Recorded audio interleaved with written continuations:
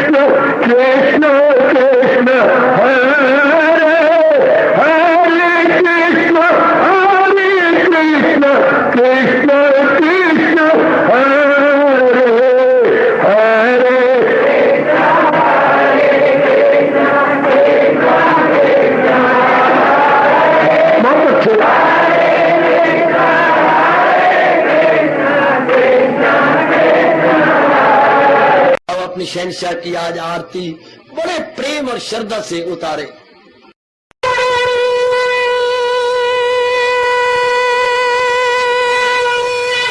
ओम जय जगदीश जय हरे स्वामी जय दीनानाथ हरे भगत दास जनों के अवगुण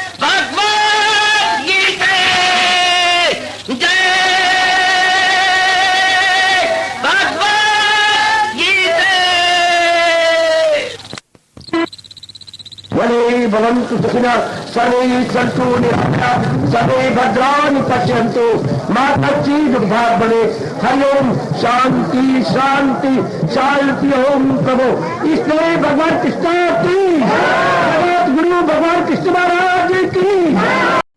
हाँ जी, आओ मेरे साथ शामिल, दोनों हाथ जोड़ते हुए। देखो बच्चे, दोनों हाथ जोड़कर भगवान जी के श्री चरणों को जरा निहारिए। ओम नमो भगवते वासुदेव प्रभु। ओम नमो भगवते वासुदेव प्रभु। ओम नमो भगवते वासुदेवाय।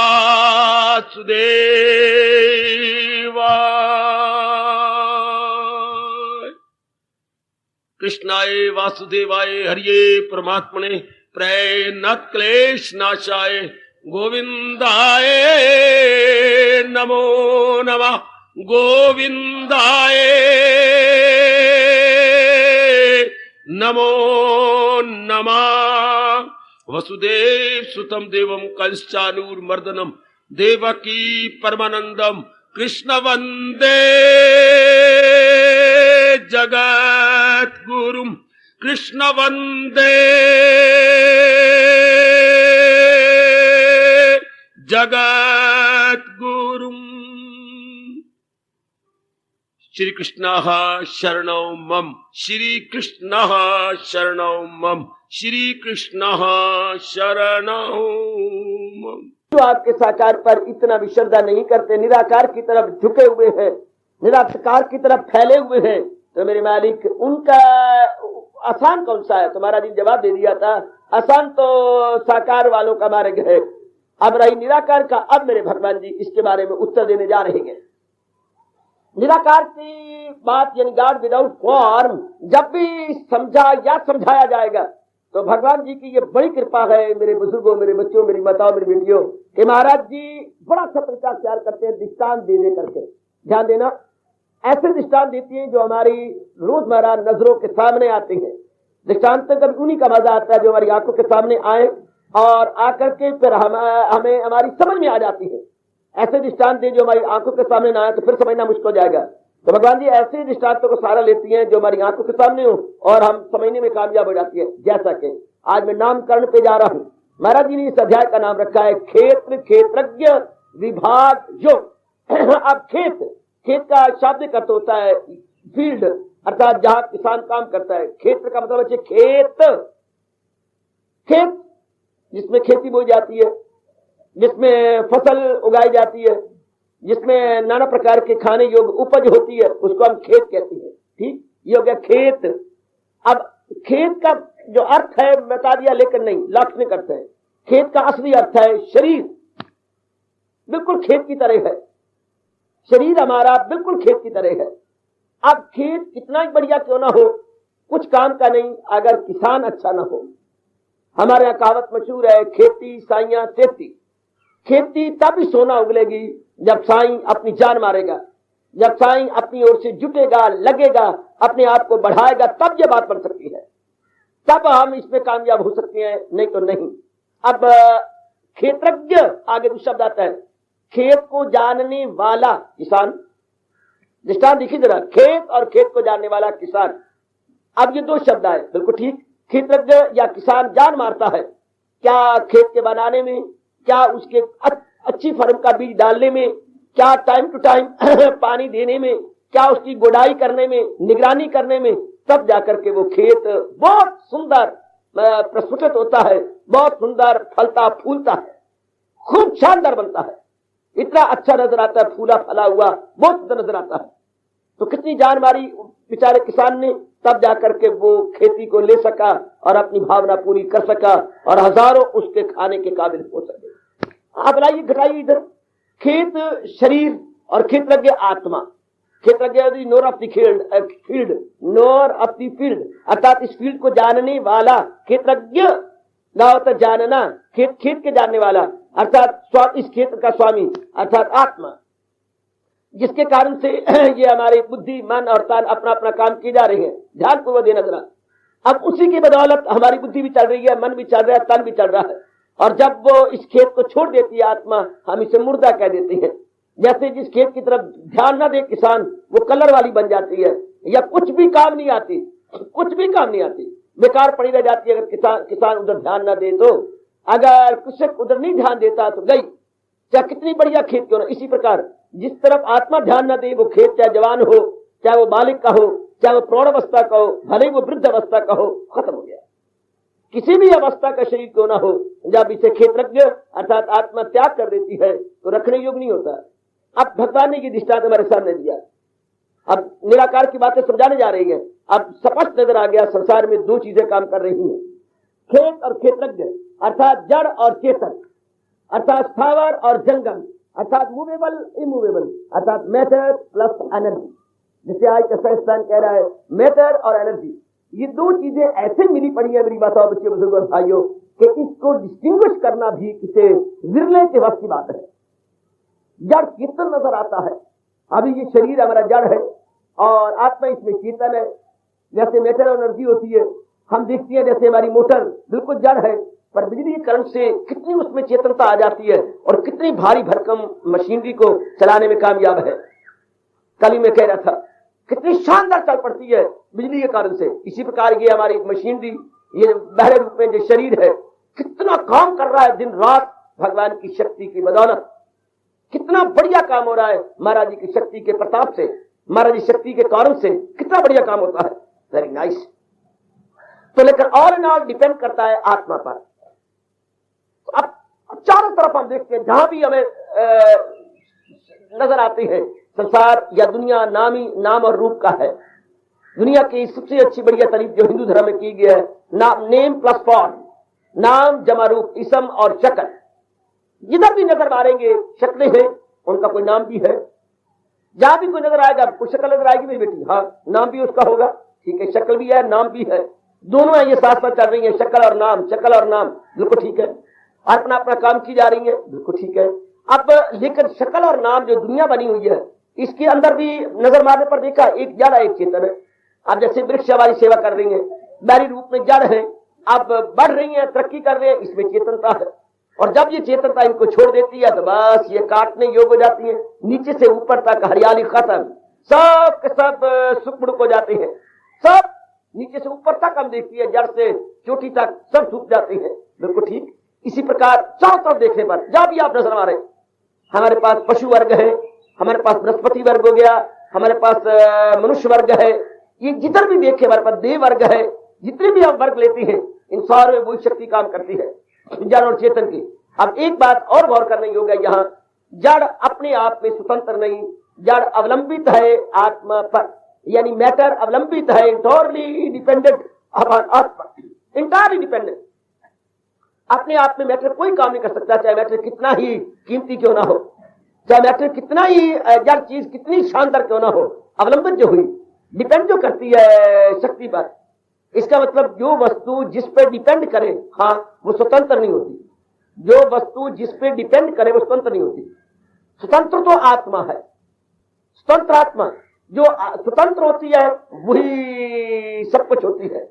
अब संसार में चारों ओर मैटर ही मैटर नजर आता है, लेकिन इस मैटर को चलाने के लिए जो असल सत्ता है उसको देखने वाले बहुत कम होते हैं, जिनके मन में यह आग लग जाए ठीक है मैटर तो है, लेकिन मैटर तो डिपेंड करता है, मैटर तो डिपेंडेबल है, और जो चीज डिपेंडेबल होती है वो क्या, वो पेरिशेबल होती है। ये पॉइंट जरूर याद रखना, जो चीज आश्रित होती है उसका नाश हो जाता है। आश्रित must perish, dependable must perish, देर चाहे सवेर डिपेंडेबल ने पेरिश हो जाना है, डिपेंडेबल अपने आप नहीं रह सकती, उसने जरूर खत्म हो जाना है। शाबाश, ध्यान देना मेरे अच्छे बुजुर्गों, मेरे भाइयों। इसलिए हमारे चोटी के महापुरुष ने तपस करना शुरू कर दिया, तप करना शुरू किया, तपस्या में अपने आप को लगा डाला। उन्होंने कहा सारी जिंदगी अगर इस पे लगाएं तो भी तो चैन नहीं पड़ता, आराम नहीं पड़ता, खुशी नहीं मिलती, प्रसन्नता नहीं होती, क्योंकि ये डिपेंड जो करती है। हम ऐसी वस्तु को ना ढूंढ निकालें जो अपने आप में स्वतंत्र हो।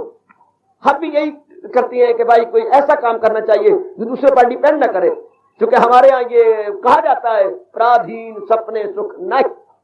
पराधीनता का जीवन कोई जीवन नहीं है। आप जिंदगी के अंदर जितना भी पराधीन होंगे उतना दुखी होंगे। बल्कि मनु महाराज ने तो यहां तक कह डाला, यहां तक हमें कहा बच्चे, पराधीनता ही दुख है, स्वाधीनता ही सुख है। उन्हें दुख दुख की तारीफ भी ये कही है कि जो जितना ज्यादा पराधीन होता जाएगा उतना दुखी होता जाएगा, और जो जितना ज्यादा आत्मा परमात्मा की ओर आके स्वाधीन होगा सुखी होता जाएगा। और गोसाई जी ने रामायण में ये डिक्लेयर कर दिया, अपराधीन सपने सुख नहीं, कि उसको सपने में भी सुख नहीं मिलेगा। वट से आप जागृत अवस्था, बात बिल्कुल ठीक है। हमारा देश अब कितनी तरक्की करने रहा है या ध्यान दे रहा है कि हम स्व अवलंबी बने। स्व अवलंबी उनका शब्द है, स्व अवलंबी। हम सेल्फ डिपेंडेंट बने, सेल्फ डिपेंडेंट बने, कोशिश कर रहे हैं कि हम सेल्फ डिपेंडेंट बन जाएं, अर्थात दूसरी कंट्रियों का मुंह हमें ना देखना पड़े। पर भगवान की खास शक्ति ने अभी हम यही ऑयल रूप में कितना डिपेंड करती हैं दूसरे देश पर, और वो हमें पूरी तरह नचा रही है। अब कोई भी चीज जिस पर भी आप डिपेंड करेंगे आपको शांति नहीं मिलेगी, क्योंकि आप पर आश्रित हो गए, आप दूसरे के अधीन हो जाएंगे। और आमतौर पर आज के नर नारी का जीवन देखा गया पर आश्रित। वो ऐसा हो तो मैं शांत रहूं, वो ऐसा करें तब मैं शांति पाऊं, मेरा ऐसा इस प्रकार की नौकरी बने तब। अब पग पग पे मैं डिपेंडेंस है, पग पग पर। इसलिए हम लोग जो है परमुख अपेक्षी बन गए, परमुख अपेक्षी, अर्थात दूसरी तरफ देखते रह जाती है। वो ऐसा करेंगे तो ये मेरी बात बनेगी, वो ऐसा करेगी तब मेरी बात बनेगी। हम चक्कर में गर्दश में रह गए, अपने आप को बची अचीव चक्कर में रख दिया। अब भगवान जी इस अध्याय के अंदर हम सबको स्वतंत्र करना चाहते हैं, ये बताकर कि इतना जड़ पे न देखो जितना जड़ के चलाने वाले को देखो। जब तक इंसान जड़ वस्तुओं की तरफ धीन रहेगा वो भौतिकवादी बनेगा, यानी मटीरियलिस्टिक बनेगा, और मटीरियलिस्टिक इंसान कभी भी शांत नहीं हो सकता।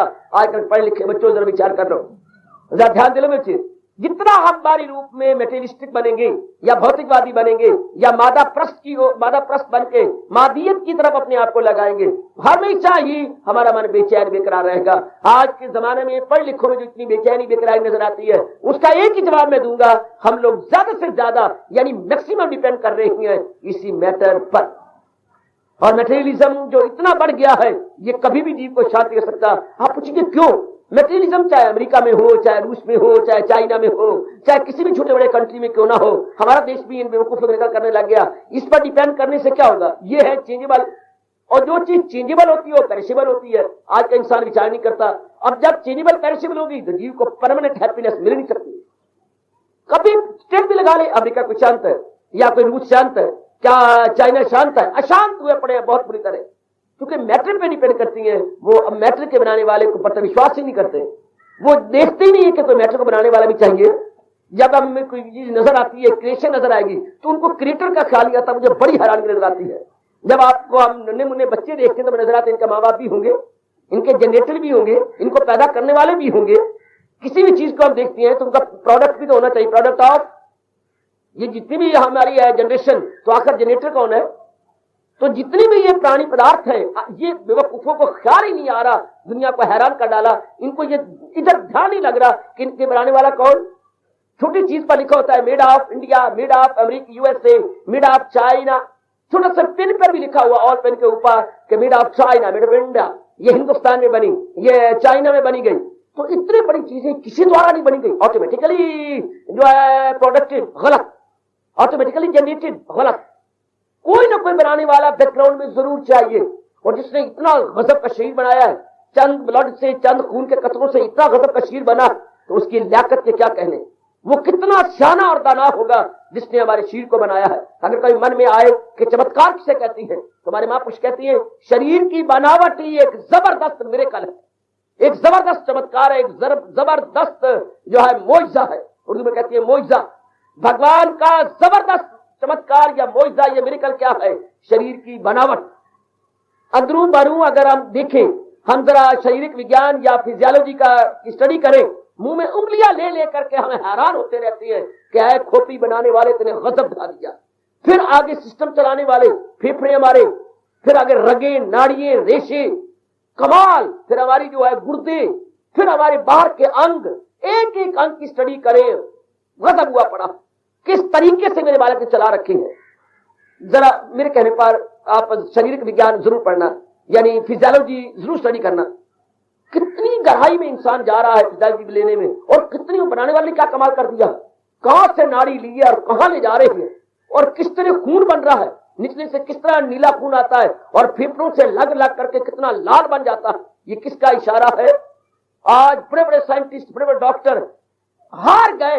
एक भी ब्लड का कतरा यानी कतरा नहीं बन सके, खून कतरा नहीं बन सका, एक भी कतरा नहीं बन सका, एक भी। वो कहते हैं ये लाली कैसे आ जाती है? हम कोई लाल चीज तो खाती नहीं है, हम तो पानी पीती हैं, पानी लाल नहीं है, हम खाने पीने वाली वो लाल नहीं है, अंदर से लाली कैसे बन जाती है? गजब। दूसरा उनको हैरानगी है, ये पशु घास या हरी चीजें खाते रहती है, अंदर सफेद दूध कैसे बन जाता? फिर भी इन बेवकूफों को समझ नहीं आती कि किसी बहुत बड़े दाना का इशारा है, बहुत बड़े दाना का। वरना इंसानों में खून बनना, पशुओं में दूध बनना और बिल्कुल सफेद, ये कैसे हुआ? बड़ी बड़ी मशीनरी बन चुकी है इसका दूध बनाने के लिए कि ये खाती है, उन्हें उसमें डाला, उतनी जो पेट में हीट होती है वो भी दी, लेकिन एक भी कतरा दूध का नहीं बना। They tried their utmost, all in vain।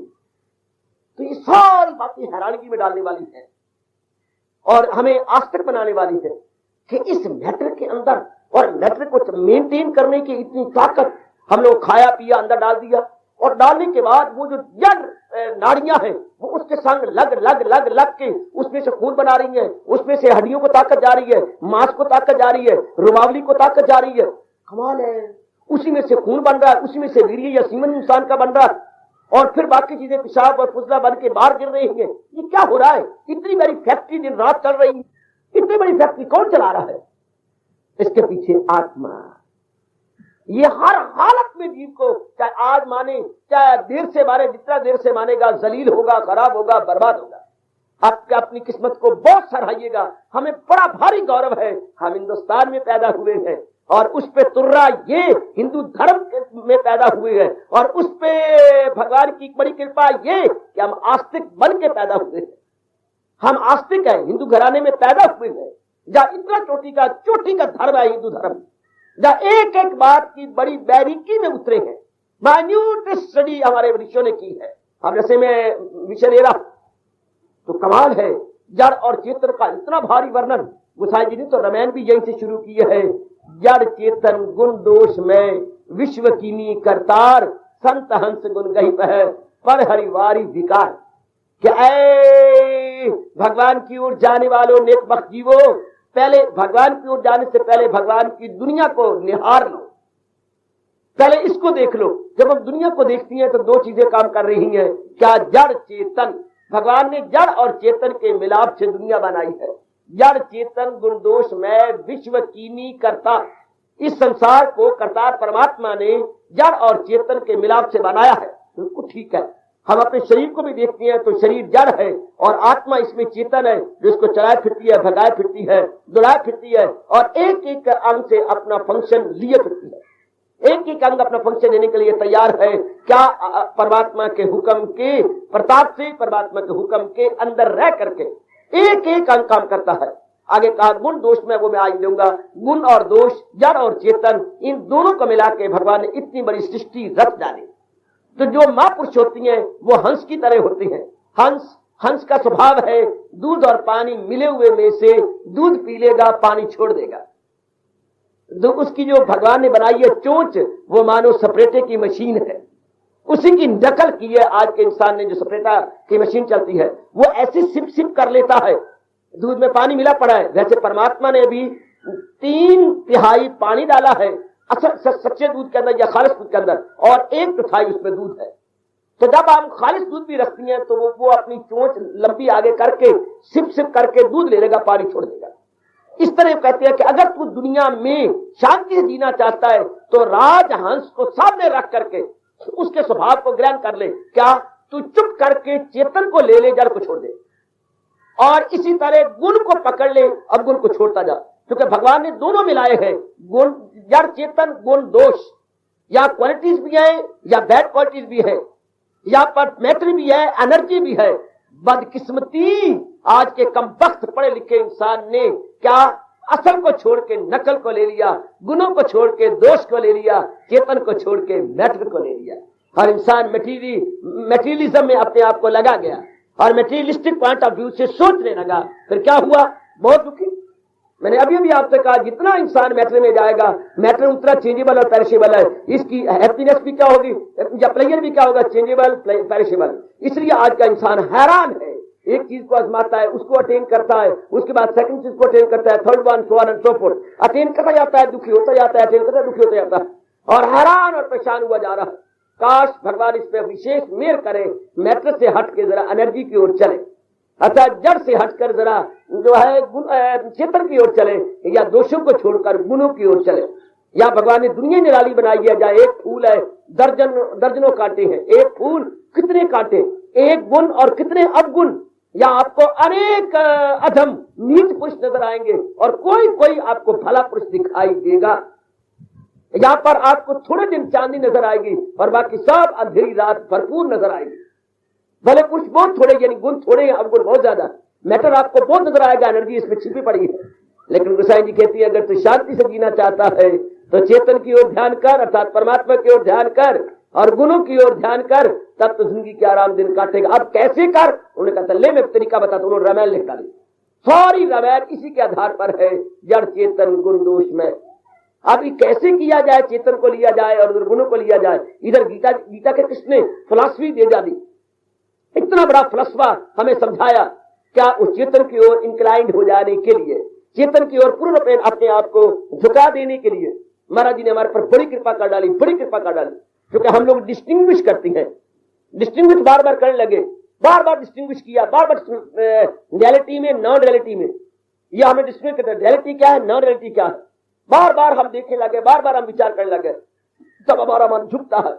जब भी हम किसी चीज को बाजार में लेने जाती है, मेरी उपस्थित धार्मिक माताओं, बेटी और मेरे अच्छे बुजुर्गों, मेरे विचारशील भाइयों, तो हम डिस्टिंग्विश करते हैं। यह सब्जी में मूली सी बात है, मूली चीज है तो भी आप डिस्टिंग्विश करेंगे, क्यों भाई बासी तो नहीं है, ताजा है, और कोई इसमें कीड़े तो नहीं है, अच्छी चीज है ना। यूं डिस्ट्रीब्यूटर हमें 4-5 आने महंगी में लेनी पड़े तो भी हम अच्छी देती है। इस तरह हमने मटके लेनी होती है या घड़े लेने तो भी आप डिस्टिंग्विश करके लेंगे। क्रैक ना हो, भरभराई आवाज ना आए, अच्छा चले, अच्छी टंकार की आवाज आए, ताकि इसमें पानी भरा जाए तो रेत ना मिले और अंदर पथरी ना पैदा करे इंसान के अंदर। कितनी हम ध्यान से जो चीज देती हैं।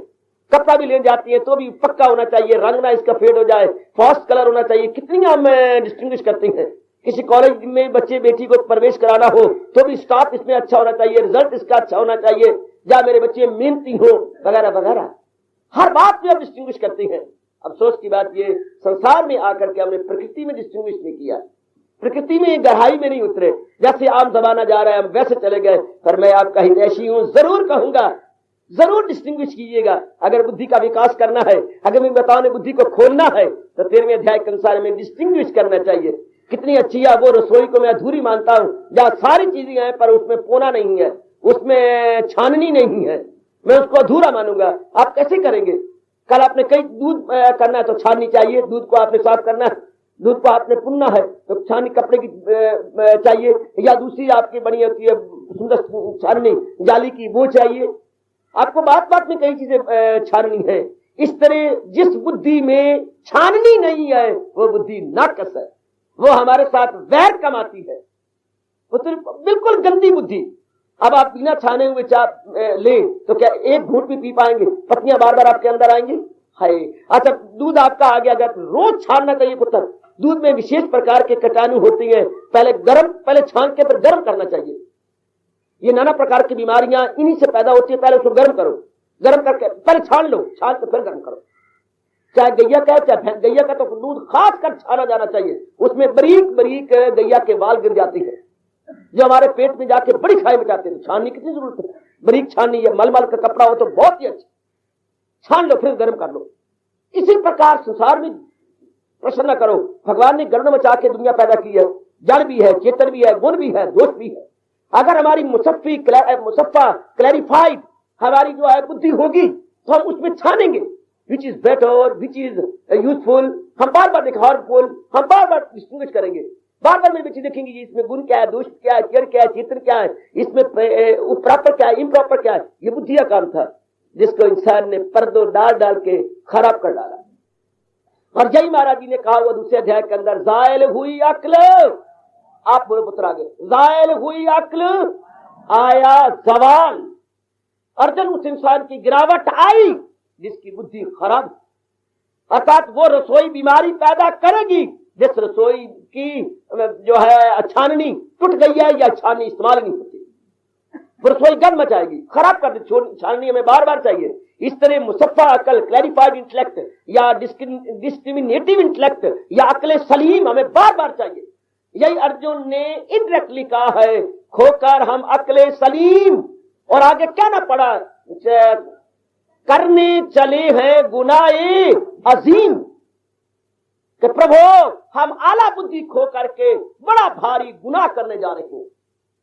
एक अर्जुन कह रहा है भगवान को, सद अफसोस खोकर हम अकले सलीम करने चले हैं गुनाहे अजीम। पहले अध्याय में आपने पढ़ा होगा। अकले सलीम का मतलब होता है छाननी वाली अकल। सलीम शब्द आगे बच्चे, विवेक की बुद्धि, पावर ऑफ डिस्क्रिमिनेशन या डिस्क्रिमिनेटिव इंटेलेक्ट। डिस्क्रिमिनेटिव जो डिस्क्रिमिनेट करती है, जो डिस्टिंग्विश कर देती है, जो एनालिसिस कर देती है। और परमात्मा ऐसी बुद्धि हर एक को दे।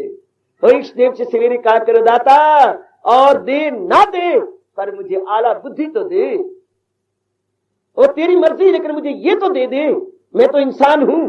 अगर इंसान में ये फैकल्टी ना हो, माफ कर दो अपने साधु को, तो इंसान और हैवान में फिर कोई अंतर ही नहीं रहा। ये महापुरुष ने कहा है कि सिर्फ यही अंतर है कि इसके सींग नहीं नजर आते, इसकी पूंछ नजर नहीं आती, वरना धर्मे नहीं ना पशु भी समाना। बिना सींग और पूंछ के इंसान क्या पशु है? बिना सींग और पूंछ के। अगर इसके पास मुसफ़ा बुद्धि नहीं, अगर इसके पास डिस्क्रिमिनेटिव इंटेलेक्ट नहीं है, तो एनिमल मैन, तीन प्रकार के इंसान नजर आएंगे, एनिमल मैन, दूसरा मैन, तीसरा सुपर मैन। एक तो नर रूप में पशु है, एक जरा भले पुरुष है, एक पुरुषों में देवता है। अब गीता हमें एनिमल मैन से मैन के दर्जा पर ले जाती है, और मैन से बढ़ाकर हमें सुपरमैन के दर्जा पर ले जाती है। जब तक इंसान, मेरी बच्चों मेरी बेटियों, सुपरमैन नहीं बनता, यानी देव पुरुष नहीं बनता, तब तक धक्के खाता रहेगा। आइए हम एनिमल मैन से भगवान की शिक्षा को लेकर मैन के दर्जे पे जाए, और मैन से फिर सुपरमैन बन के भगवान की जात में तलीन हो जाए। गीता हर इंसान को सुपरमैन बनाती है। याद रखना मेरी बताओ बेटियों, गीता हम सबको सुपरमैन बनाती है। गीता जब हमें आला बुद्धि दे देगी, तो भगवान ने खुद कहा है, मेरी सबसे पहली कृपा है अर्जुन इंसान पे तब होती है, मैं देता हूं उनको वो दानिश का योग हो जाती है मुझसे बात फिर बोलो। 10वां अध्याय। अर्जुन मैं जब किसी पर बड़ी कृपा करता हूं तो उसे आला बुद्धि देता हूं, उस आला बुद्धि से वो मेरी जात में मिल जाता है या मेरा दीदार कर लेता है। पढ़ते जाती हूँ, जरा वहां पर रुक रुक के विचार किया करो। मैं देता हूं उनको वो दानिश का योग कि हो जाती है मुझसे वासिल वो लोग। तब उनको भगवान का दीदार होता है आला बुद्धि से। यही हमारे गायत्री मंत्र का अर्थ मैंने उससे बताया था, धियो यो न प्रचोदयात्। हे दाता, हम सबकी बुद्धियों को मुनव्वर कर दो, प्रकाशित कर दो, एलिमुंड कर दो। यही भगवान से मांगा गया, जो गायत्री की आखिरी लाइनें हैं, धियो यो न प्रचोदयात्। हमारी बुद्धियों को आला बनाओ, हमारी बुद्धियों को विवेकी बना दो, या हमारी अकल को सलीम कर दो। फिर मौत बहार बन गई। फिर इसे पता लग गया है कि मेरे लिए उचित क्या है, अनुचित क्या है, आला क्या है, अदना क्या है। वो तो फिर आला भगवान की तरफ ही झुक जाएगा, अदना अर्थात मेटीरियलिज्म में अपने आप को न लगाएगा। पता नहीं क्यों भगवान मेहर नहीं करते, हर इंसान को मेटीरियलिज्म की तरफ हटाते नहीं है। जना कना मैटर की तरफ जा रहा है, जना कना मैटर। शरीर की पूजा, शरीर के अंगों की तरफ ध्यान, शरीर को बढ़िया बनाने का ख्याल, संसार के पुरानी पदार्थों को लेने का ख्याल। What is this? Nothing but materialism, nothing but भौतिकवाद, नथिंग बट भौतिकता। अब ये भौतिकता इंसान को कहां तक ले जाएगी? ये 5 एलिमेंट से बनी चीजों की तरफ हम जा रहे हैं। 5 आग पानी हवा मिट्टी और आकाश, ये 5 एलिमेंट्स, इससे जो कंपोज हुई है इन्हीं से ले रही है। ये ले ये ले ये ले, बस यही मन में गलती है कि ये लूंगा then I would very very happy, ये लेगू then I would very happy. अब इंसान कह रहा है ये मेरे पास नहीं है ना, इसलिए मैं बड़ा दुखी हूं। ये मेरे पास तो हो चुकी है, पर फला वस्तु मेरे पास नहीं है ना, इसलिए मैं बड़ा दुखी हूं। सारे दुखी जल्ले।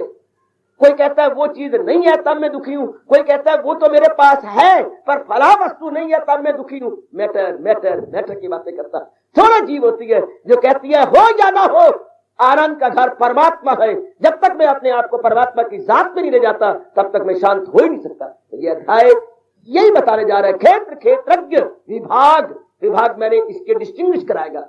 हम कहते हैं ना भाग विभाग, यानी किसी चीज को डिवाइडेड सब डिवाइडेड, अंग्रेजी में बोलते हैं सब डिवीजन। तो भगवान जी भी सब डिवीजन करेंगे। किसमें? क्षेत्र क्षेत्रज्ञ विभाग। विभाग मैंने सब डिवीजन करना, सब डिवाइड करना बच्चे। भाग विभाग करते ना, मैं यूं कहता हूं भाग विभाग का मतलब ये हो गया, आपके पास 16 आने हैं, हाँ भाग कीजिएगा, आपने 8 आने अलग कर दिए। अब 8 आने का विभाग कीजिए। पहले को बोलेंगे भाग करना, फिर उसके विभाग करना। 8 आने के फिर विभाग किए, 4 आने बन गए। फिर 4 आने के फिर विभाग किए, 2 आने बन गए। फिर उसके विभाग किए, 1 करना बन गया। यानी जब टुकड़े के फिर टुकड़े करें तो हिंदी में बोलती है विभाग करना, अंग्रेजी बोलती है डिवाइडेड इंटू सब डिवाइडेड, डिवाइडेड सब डिवाइडेड, फिर उसके टुकड़े करते जाना पुत्र। ये डिवाइडेड सब डिवाइडेड या भाग विभाग। तो यही महाराज जी कह, तू जरा पहले भाग देख कि एक परमात्मा है और एक कुदरत है, हाँ फिर आगे कुदरत के विभाग, ये नाना प्रकार के रूप है। पहले 2 टुकड़े हुए, एक परमात्मा, एक जड़, एक चेतन। फिर आगे जड़ के कितने रूप है? So many. चेतन के रूप नहीं है, जड़ डिवाइडेड सो मेनी पार्ट्स। क्योंकि जड़ या प्रकृति है 5 एलिमेंट से, आग, पानी, हवा, मिट्टी और आकाश, या आकाश, वायु, तेज, जल और पृथ्वी, ये 5 एलिमेंट्स है। 5 हमारे बच्चे महाभूत हैं या 5 हमारे महातत्व हैं। अब इन 5 तत्वों की बदौलत नाना प्रकार के रूप, दरिंदे, परिंदे, चरिंदे, शैतान, देवी देवता, ये नाना प्रकार के वर्ग हैं। ये वर्ग कहां से बने? इन्हीं 5 तत्वों से बन गए। और कितने रूप, फिर आगे दरिंदों में कितनी किस्में हैं, परिंदों में कितनी किस्में हैं, आगे नर वर्ग में कितनी किस्में हैं, बृहस्पति वर्ग में कितनी किस्में हैं। Stone kingdom, animal kingdom, plants kingdom, man kingdom, there are so many kingdom gentleman, so many. अपनी भाषा बोलेंगे वर्ग, तो इंग्लिश वाला बोलता है किंगडम।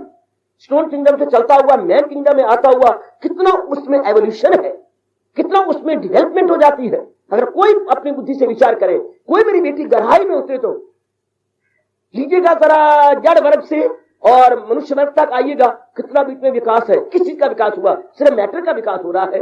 तब्दील होते आ रहे, तब्दील होते आ रहे, तब्दील होते आ रहे हैं। फिर आगे मनुष्य देव पुरुष बनने के लिए, सुपरमैन बनने के लिए कितनी तब्दीली करनी पड़ेगी।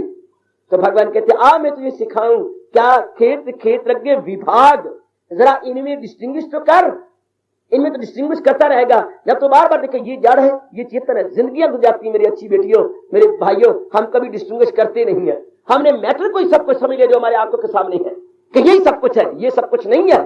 जो नजर आता है वो सब कुछ नहीं है, जो नजर नहीं आता परमात्मा की कसम वही सब कुछ। जो नजर आता है उसी पे हम जान देती हैं, और जो इनको चलाता है उस तरफ कभी ध्यान तक भी नहीं। मानो हम पुतलियों पर मस्त हुए फिरती हैं, पर पुतली घर को देखने की शक्ति नहीं। तब सवाल उठा नहीं उठेगा, उधर ध्यान तक भी नहीं जाता कि पुतलियों को नचाने वाला कौन? पुतलियां तो अपने आप में जड़ है, इनको नचाने वाला को चाहिए। बस इस संसार में जितनी नजर आती है ये पुतलियां हैं, यानी जड़ चीजें हैं, पर इनके पीछे छिपा हुआ है, इस प्रकृति के पीछे पुतली घर, अर्थात वो power of power, Lord of Lord, energy of energies, master of masters, king of Kings, वो छिपा हुआ पीछे। तो वो जानेंगे मैं और आप, वो जानते हैं विचारवान, विचारमती बेटियां या विद्वान या विदुषी मेरी बेटियां, वो जानने की कोशिश करेंगी तो वो गहराई में उतरेंगी। तो भगवान का डिस्टिंग्विश कर, क्षेत्र क्षेत्रज्ञ अर्थात जिस्म और आत्मा जो कि किसान और खेत की तरह है, विभाग अर्थात इसको डिवाइड कर। जब तू डिवाइड करेगा आगे का योग तू भगवान के साथ मिल जाएगा। ना देखिए कितना सुंदर रखा 13वें अध्याय का। क्षेत्र एक अलग शब्द करो, क्षेत्रज्ञ, आगे विभाग, फिर योग। क्षेत्र क्षेत्रज्ञ विभाग योग।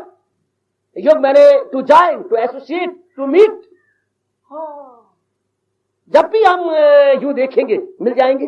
कनक आई, कनक आपने बोरी निकाल करके दाने ढेर कर दिए। अब आप इसमें क्या कर रहे हैं? इसको कहते बीन रहे हैं हम लोग। माँ बैठी है, भाई बैठे हैं और बैठ गए हैं, थालियों में लेकर बीन रहे हैं। क्या इसके अंदर जो पत्थर है, रोड है, कंकर है या कोई और अनाज गंदा मंदा है, सब निकालते जा रहे हैं। और एक कनक के दाने, कनक में जो खाए हुए दाने वो भी निकाल रहे हैं। कनक में जो जौ या बाजरा या चने के आते हैं वो भी निकालते जा रहे हैं, निकालते जा रहे हैं, निकालते। ये इसे बोलते हैं डिस्टिंग्विश करना, कि मैंने सिर्फ कनक रखनी है और जो कनक के अलावा है वो अनवांटेड और अनडिजायर्ड है। Unwanted and undesired, and that must be removed because that is not useful so far my health is concerned. That must be removed because it is very very injurious and harmful so far my health is concerned.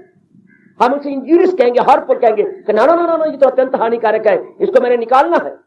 बिल्कुल यही तरीका है। जब हम साधिक बनते हैं, जिज्ञासु बनते हैं, तो हम डिस्टिंग्विश करते हैं, जैसे हम कनक को बीनती हैं या कनक को साफ करती हैं कि ये चीजें क्या है।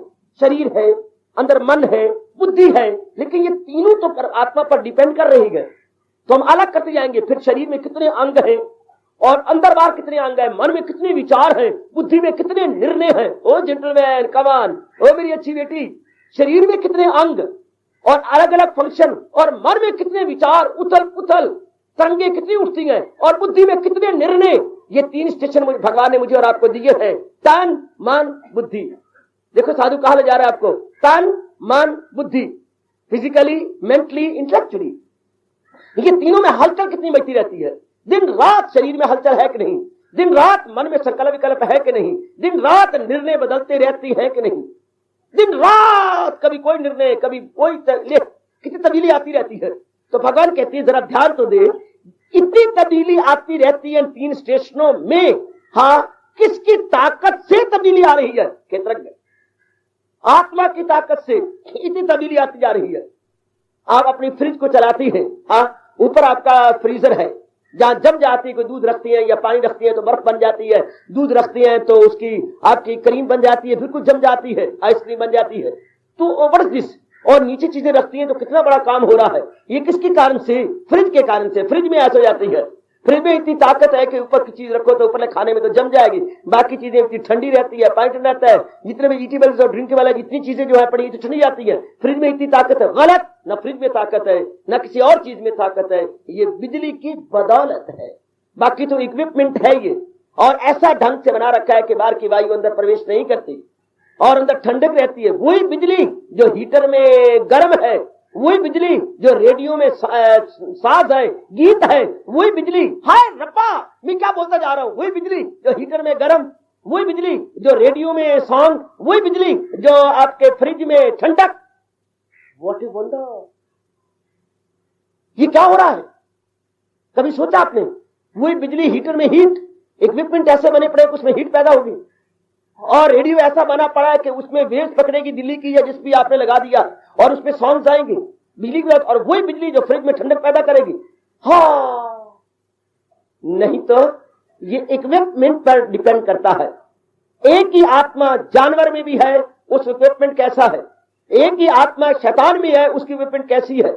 एक ही आत्मा महात्मा में है, वो फ्रिज है। मैं महात्मा को फ्रिज कहता हूं, शैतान को हीटर कहता हूं। हाँ, जरा देखिए, वो भी है बिजली, आत्मा उधर भी है, आत्मा उधर भी है, लेकिन इक्विपमेंट अंतःकरण में अंतर है। अंतःकरण में बैड संस्कार है, बैड इंप्रेशन है, बैड डिसीजन होती हैं, बैड थॉट्स है, बैड एक्शन होते हैं। उधर महात्मा जो फ्रिज की तरह है, good decision, good thought, good action, good result. क्योंकि उसमें ठंडक पैदा करने का सामान इक्विपमेंट में बनाया गया है।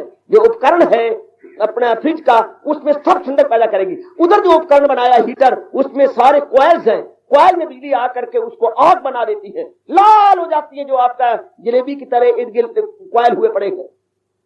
और उधर वो सांग ले लेती है, वेव्स पकड़ लेती है। तो इक्विपमेंट डिपेंड्स अपॉन इक्विपमेंट। बिजली ने ताकत दे दी, आगे वो ऐसा चलेगी जैसे इक्विपमेंट है। शक्ति तो हर एक के अंदर है। हम कहते हैं फिर कोई शैतान क्यों है? आत्मा तो एक ही काम करती, शैतान क्यों बन गया? कोई इतना इंसान है, कोई शैतान है, कोई हैवान है, क्यों? शक्ति तो एक है। आगे हमारे अंतःकरण में फर्क है। डिफरेंस लाइज इन अंतःकरण, नॉट इन आत्मा। आत्मा दी सेम, जैसे बिजली में कोई फर्क नहीं। आगे इक्विपमेंट है, किसी फ्रिज में तो ठंडक पैदा हो रही है, हीटर में तो गर्माइश पैदा हो रही है, और रेडियो के सॉन्ग पैदा कर रही है। बिजली तो वही है, इक्विपमेंट कैसा है? आत्मा तो वही है, हमारे आगे अंतःकरण कैसा है? उसी ने अंतःकरण को तप द्वारा साफ कर दिया, तो वो डाकू वाल्मीकि के नाम से मशहूर हो गया। वो पिंगला चोटी की देवी तपस्विनी बन गई, वही उसने उसको साफ कर लिया। शाबाश शाबाश शाबाश। वही अगर हीटर को हम किसी और रूप में ले आए तो उसका फंक्शन ही कुछ और बन जाएगा। बिजली भी सेम, लेकिन आगे उसका फंक्शन अलग अलग है। शाबाश। इसलिए भगवान कहते काका, दोनों में डिस्टिंग्विश कर ले। शरीर के अंदर एक जड़ है, एक चेतन है, इसमें विभाग कर। जब तू इसको विभाग करेगा, योग अर्थात भगवान के साथ जा मिलेगा। हर अध्याय के बाद नाम के बाद योग आता है, अर्थात हर अध्याय अपने तरीके से भगवान के संग मिलाना चाहता। हार्दिक धन्यवाद, हार्दिक आशीर्वाद।